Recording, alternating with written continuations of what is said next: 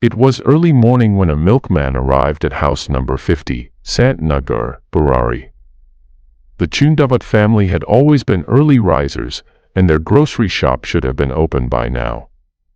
But today, something felt wrong. The front door was unlocked. Inside, the milkman expected to find someone, but instead, he was met with an eerie silence. The house, once filled with laughter and life, now stood frozen in time. As he stepped in, his eyes widened in horror. 11 bodies hung from the ceiling, eyes blindfolded, hands and feet tied, mouths gagged, faces turned toward the door as if waiting for something. The scene was something out of a nightmare. This was not just a murder. This was not just a suicide. This was something much darker, something no one had ever seen before. This is the terrifying true story of the Burari deaths, a case that continues to haunt India.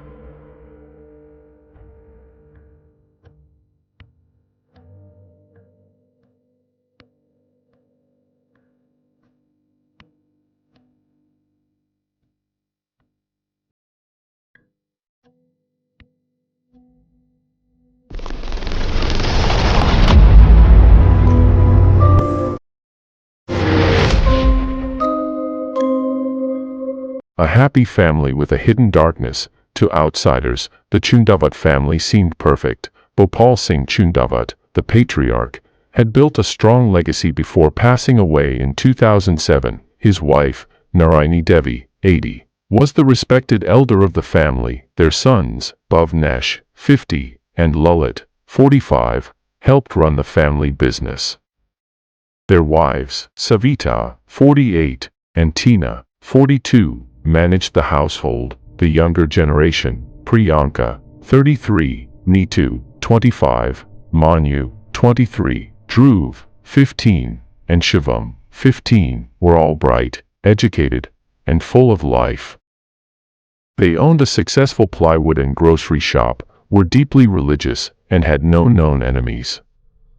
So why did they all die together in such a chilling manner? Lalit, the men who heard voices from the dead.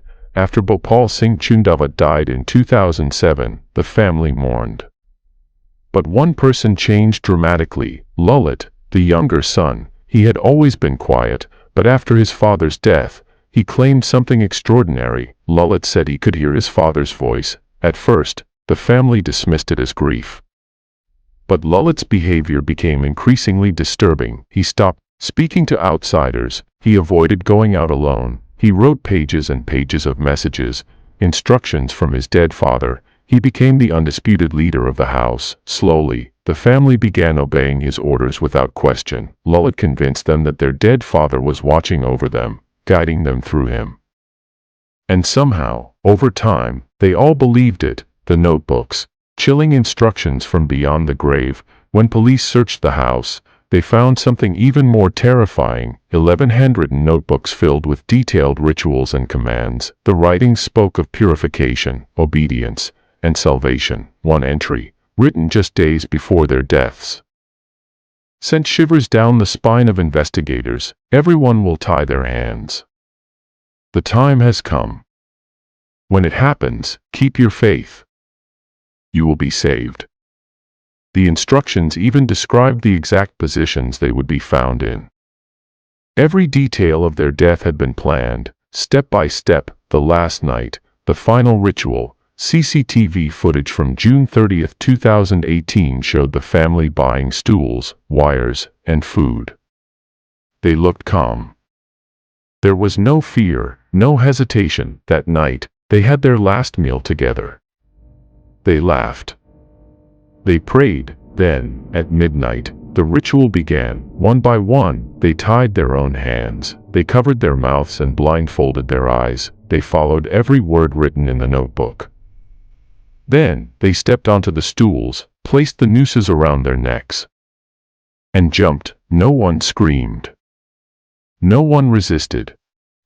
They believed they would wake up, but they never did. The discovery, a scene of pure horror. The next morning, when neighbors entered, they were met with a sight they would never forget. 10 family members were hanging in a circle, their bodies swaying slightly in the morning breeze. The grandmother was found strangled in another room. Religious symbols covered the walls. Their faces were turned toward the door as if waiting for someone to arrive. Who were they expecting? Their dead father? Salvation?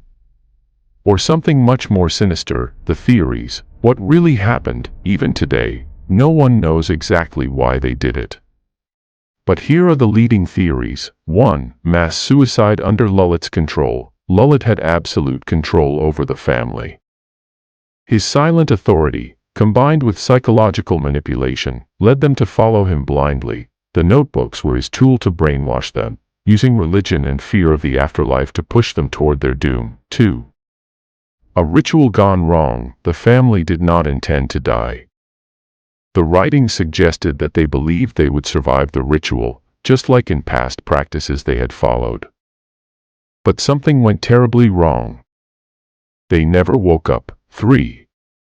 Supernatural influence. Many people believe that the house was cursed or that Lullet was truly possessed. He had survived a near-fatal accident years ago, after which he started hearing voices. He had been strangely silent for years, only speaking through his father's spirit. The family followed him like they were hypnotized. Was Lullet truly possessed?